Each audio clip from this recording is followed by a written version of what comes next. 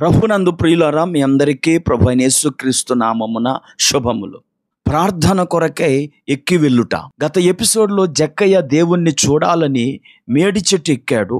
అనగా యేసును చూచుట కొరకు అతడు ప్రయాసపడ్డాడు. అతడు తన ఇంటికి రక్షణను తీసుకువెళ్ళాడు. మనము దేవుని కొరకు ఏ మంచి నిర్ణయము తీసుకున్నా అది మన జీవితంపై ప్రభావం చూపుతుందని ధ్యానం చేశాం.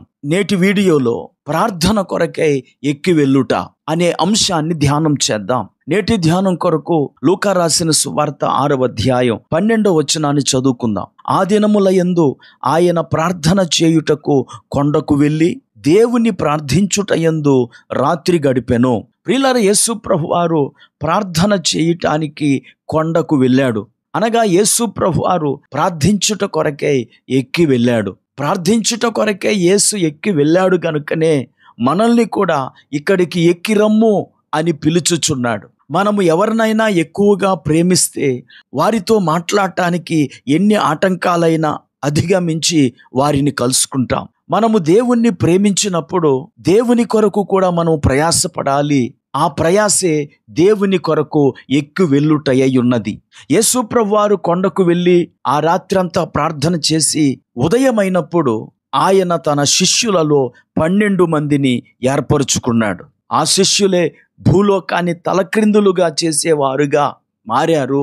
వారి ద్వారా ఈ ప్రపంచము సువార్తతో నిండిపోయినది. ప్రియులారా, ఎవరైతే ప్రార్థన చేయుటకై ప్రయాస పడతారో వారు మంచి నిర్ణయాలు తీసుకుంటారో వారు తీసుకున్న నిర్ణయాలు నిలుస్తాయి. యేసు రాత్రంతా కొండకు వెళ్ళి ప్రార్థించి ఆయన 12 మందిని ఏర్పరుచుకున్నాడు.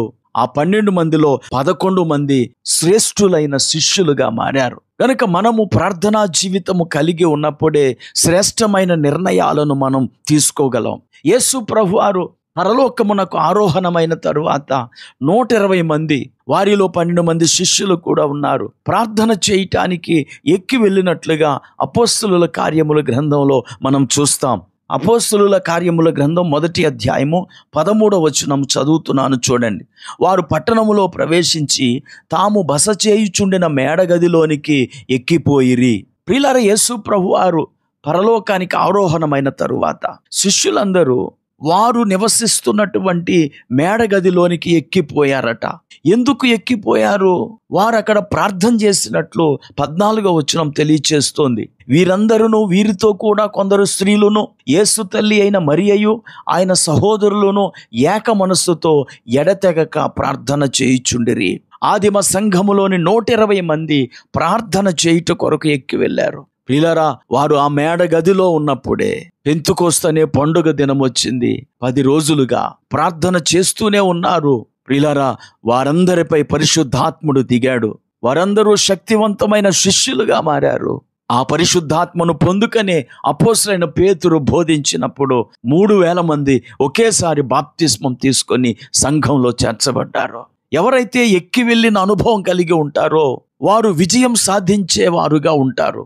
శిష్యులు విజయానికి ముందు మేడగదిలోనికి ప్రార్థించుటకు ఎక్కి వెళ్ళిన వారిగా ఉన్నారు. ప్రియులారా, మన జీవితంలో కూడా మనము విజయాలు సాధించుట కొరకు మనము ప్రార్థనా కొండకు ఎక్కి వెళ్ళాలి. ప్రతిదినము ప్రార్థన చేయటానికై మనము ఒక సమయాన్ని కేటాయించుకోవాలి. అలాగూ క్రమముగా ప్రార్థించుట కొరకు దేవుని సహాయాన్ని మనం వేడుకోవాలి. కీర్తనాకారుడు 61వ కీర్తన 2వ వచనంలో నేను ఎక్కలేనంత ఎత్తైన కొండపైకి నన్ను ఎక్కించుము అని ప్రార్థిస్తూ ఉన్నాడు. ప్రియులారా, కొన్నిసార్లు మనము యుక్తముగా ఎలాగూ ప్రార్థన చేయవలెనో మనకు తెలియదు. మన ప్రభు సహాయమును అడిగినప్పుడు ఆయన మనలను ప్రార్థనా పర్వతం పైకి ఎక్కిస్తాడు. ప్రార్థన చేసుకుందాం. కృపా కనికరము కలిగిన మా తండ్రి, నీకు వందనాలు. ప్రార్థనా పర్వతానికి మమ్మల్ని ఎక్కించండి. ఈరోజు అనేక మంది ప్రార్థనా జీవితంలో వెనకబడిపోయారు. ఈ మాటలు వినిన తరువాత ప్రతి ఒక్కరూ ప్రార్థించుట యందు మెలకువ కలిగి ఉండుటకు సహాయం చేయమని యేసుక్రీస్తు నామమున ప్రార్థించి వేడుకుంటున్నాము. ఆమేన్.